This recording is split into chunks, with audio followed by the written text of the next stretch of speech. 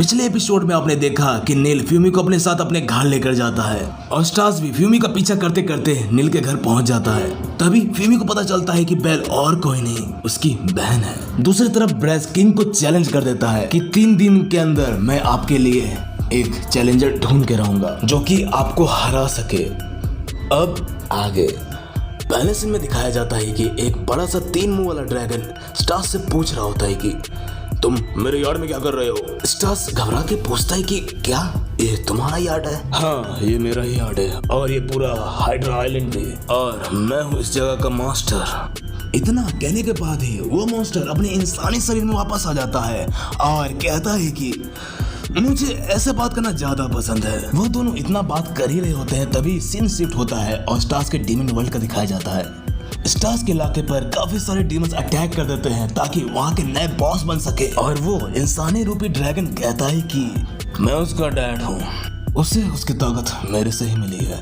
हालांकि नीन उस इंसानी औरत नियान से जुड़ने के बाद ही पैदा हुआ है, इसलिए उसमें उतना दम नहीं है, लेकिन फिर भी वो दोनों मेरे ही चांस था रहे। स्टार्स जवाब में पूछता है कि क्या तो फ्यूमी किसकी बेटी है? वो यानागी की बेटी है, लेकिन नियन से बात करने के बाद हमने उसे गोद लेने का फैसला किया है। तो स्टार्स तुम उसे ले जाने आए हो ना? पहली बार बेल किसी लड़के को यहाँ लेकर आई है। वैसे तो मैं गले लगा कर स्वागत करता, लेकिन और इतना कहने के बाद ही स्टार्स को एक जोरदार पंच मारते हैं और कहते हैं कि तुम फ्यूमी को वापस जिंदा क्यों करना चाहते हो। सीन वापस से शिफ्ट होता है और स्टार्स के बड़ा भाई और गोयल का दिखाया जाता है। दोनों साथ में बैठकर बातचीत कर रहे होते हैं। स्टार्स का बड़ा भाई पूछता है कि तुम मुझे मारने वाले हो? वैसे महाराज और मेरे बीच कोई झगड़ा नहीं है, मैंने वहाँ झूठ कहा था, मुझे वो पल अच्छे तरीके से याद है, इसलिए तो किसी चीज को सुधारने की जरूरत है तो वो है वो पल। सीन फिर से शिफ्ट होता है और स्टार्स का दिखाया जाता है। बेल के पिता स्टार्स को बुरी तरह धुलाई कर ही रहे होते हैं,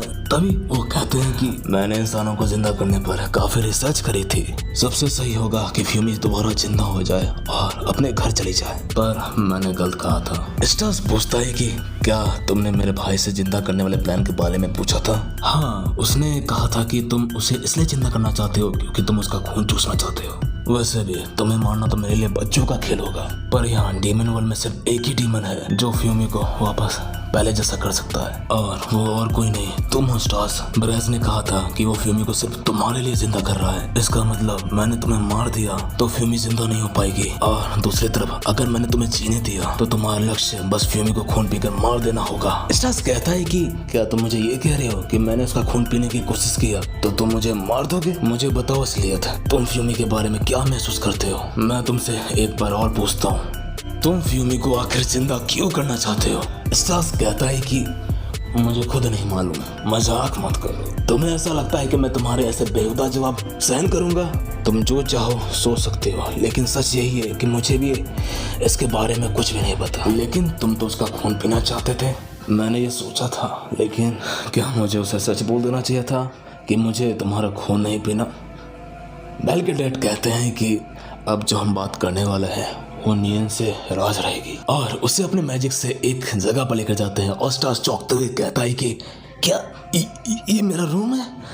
बेल के डैड कहते हैं कि चुप हो जाओ, मैं इसे जितना बड़ा चाहूँ उतना बड़ा कर सकता हूँ, लेकिन ये छोटी जगह काफी आरामदायक है। स्टार्स चौंकते हुए कहता है कि क्या ये लाइव एक्शन है और क्या ये गेम है? हे प्लीज मुझे एक सेकंड के लिए बस ट्राई करने दो ना। मैं तुम्हें फ्यूमी चैन को ले जाने दूंगा, कुछ शर्त है। अच्छा, तो वो शर्त क्या है? तुम्हें इस बॉल को खाना होगा। ये क्या है? ये तो देखने में कटहल लगता है जिस पे कुछ अजीबोगरीब मंत्र लिखे हुए हैं। ये एक डम्पलिंग है जो कि बूटियों से बना है, शराब पे जड़ी बूटियों से। ये खा लो, और उस कसम को तुमने तोड़ा तो तुम्हें शराब लग जाएगा। वैसे मैं तुम्हें ये बता नहीं सकता कि शराब क्या है, तो बताओ क्या तुम कसम खाओगे? बहुत सिंपल है, बस तुम्हें फ्यूमी की 2 बातें माननी होगी। स्टार्स ख्यालों में, स्टार्स क्या तुम अपनी ठुसकी छोड़ के खली को फ्लाइट में बैठा के उड़ा सकते हो? अगर उसने ऐसा कुछ मेरे को बोला करने के लिए तो मैं नहीं कर पाऊंगा, तो मैं उसकी बात माननी होगी, मेरा यही मतलब था। और जो बात मैं तुमसे अब कहने वाला हूँ मेरी बात ध्यान से सुनो। पहले जब तुम फ्यूमी के साथ यहाँ आओगे तो ध्यान रखना उसमें इसकी इजाजत हो, और उसे तभी लेकर जाना जब वो हाँ कहे, और दूसरी, जब भी तुम्हारा फ्यूमी का खून पीने का मन करे तुम्हें उसकी परमिशन लेनी होगी। बताओ तुम्हें मंजूर है? जल्दी बताओ। ठीक है, मुझे मंजूर है। बढ़िया, तब इसे खाओ, मगर ध्यान रखना अगर तुमने कसम तोड़ी तो तुम मर जाओगे। मुझे लगता है तुम समझ गए होगे, तो चलो अलविदा। इतना कहने के बाद ही बेल के डैड वहाँ से चले जाते हैं और स्टास बेहोश हो जाता है। और जब वो अपनी आँख खोलता है तो फ्यूमी उसके सामने पिकनिक में होती है और कहती है कि स्टास खून, क्या तुम ठीक हो?